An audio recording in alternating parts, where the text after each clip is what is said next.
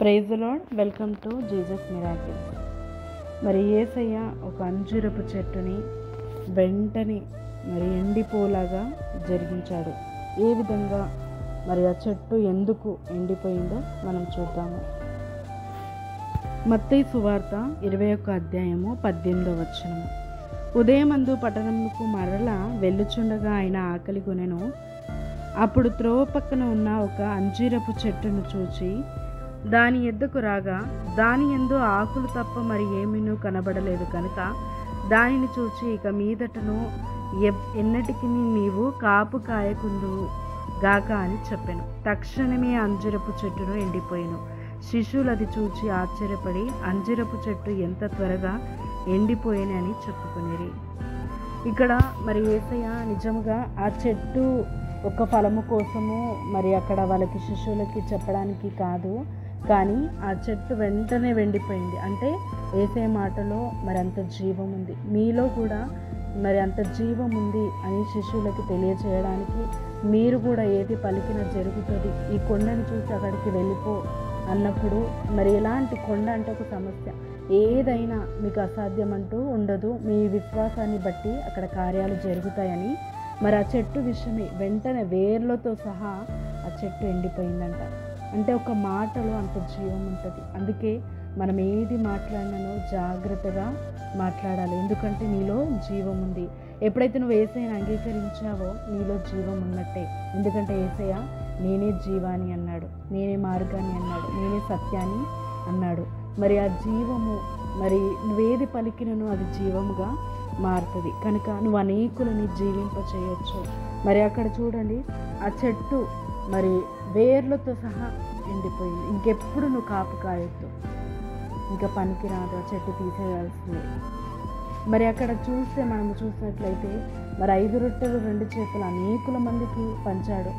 అంజూరపు చెట్టు ఉంది అక్కడ, దానికి యేసయ్య ఆకలి కొంటున్నాడు అన్నప్పుడు దానికి ఫలాలు రావా? వస్తాయి, కానీ ఇంకా అది సీజన్ కూడా కాదు.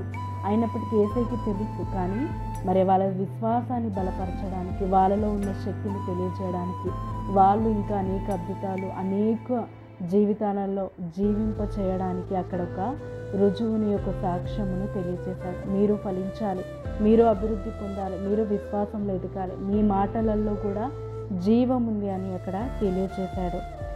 మనలో చాలా తక్కువగా ఉండేది విశ్వాసం. మనం ఒక్కొక్కసారి చూపిస్తాము, పరిస్థితులను బట్టి చూపించము. ఈరోజు ఏదేమైనప్పటికీ నీలో జీవం ఉంది, నీలో యేసయ్య ఉన్నాడు కాబట్టి నీలో జీవం ఉంది. నీలో జీవం ఉంది అని అంటే ప్రతి దానికి జీవం కలుగుతుంది. అయితే నువ్వు ప్రతిదీ మంచిగా నువ్వు పలికినప్పుడు ప్రతిదీ జీవము కలిగి నీకు ఆశీర్వాదకరంగా మారుతాయి. ఎలాంటి సమస్య అయినా, ఎలాంటి కొండైనా, ఎలాంటి అసాధ్యందైనా ఏదైనా కూడా జయించే సామర్థ్యము నీకుంది. నీ మాటలో అంత శక్తి ఉంది. నీ మాటలు పడిపోకుండా దేవుడు వాటిని లేవనెత్తి నెరవేర్చువాడు. నీ విశ్వాసము ద్వారా నీ జీవితాన్ని నువ్వు పెట్టచ్చు, అనేక జీవితాలను కట్టి విడిపించి బాగుపరచచ్చు.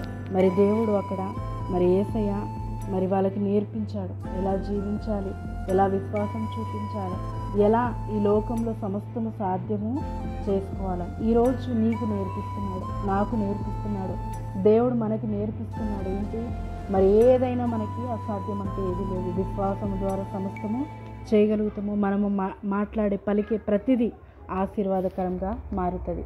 అదే విశ్వాసంతోనే మీకు జీవము కలుగునుగాక, మీకు ఆశీర్వాదం కలుగునుగాక. మీరు ఏదైతే ఇప్పుడు ఇన్స్టెంట్గా అనుకుంటున్నారో, ఇది బాగైతే బాగుండు, ఇక్కడ ఇది అద్భుతం జరిగితే బాగుండు, ఈ వ్యాపారంలో కానీ ఆరోగ్యంలో కానీ ఏ విషయం మీద మీరు అనుకుంటున్నారో సమాధాన విషయమే దేవుడు మీకు జరిగించి ఆశీర్వదించి దీవించునుగాక. ఆమేన్. ప్రార్థన. తండ్రి, యేసుక్రీస్తు నామమున తక్షణమే ఆ వేర్లతో సహా అంజూరపు చెట్టు ఫలించకుండా ఇంకెప్పటికీ ఫలించొద్దు అన్నప్పుడు ఎండిపోయింది దేవా. నీ మాటకు అంత పవర్ ఉంది. విశ్వాసం ద్వారా ఏదైనా చేయొచ్చు అని అక్కడ శిష్యులకు రుచిపరచావు. ఈరోజు మాకు చెప్తున్న విశ్వాసం ద్వారా మీరు ఏది పలికినా జరుగుతుంది. ఈరోజు మేము మంచిగా పలికి మా జీవితాన్ని బాగు చేసుకొని మేము విడిపింపబడి అనేకులను విడిపించేలాగా దీవించి ఆశీర్వదించమని యేసుక్రీస్తు నామమున జీవం కలుగచేయమని ప్రార్థిస్తున్నాము తండ్రి. ఆమేన్. మీకు కలిగిన విశ్వాసము ఎవ్వరూ మీ యొద్ద నుంచి తీసివేయలేరు. విశ్వాసముతో ప్రతి పని జరిగించి మీరు ఇంకనూ అభివృద్ధి పొంది జీవంలో జీవించుదురుగాక. ఆమేన్.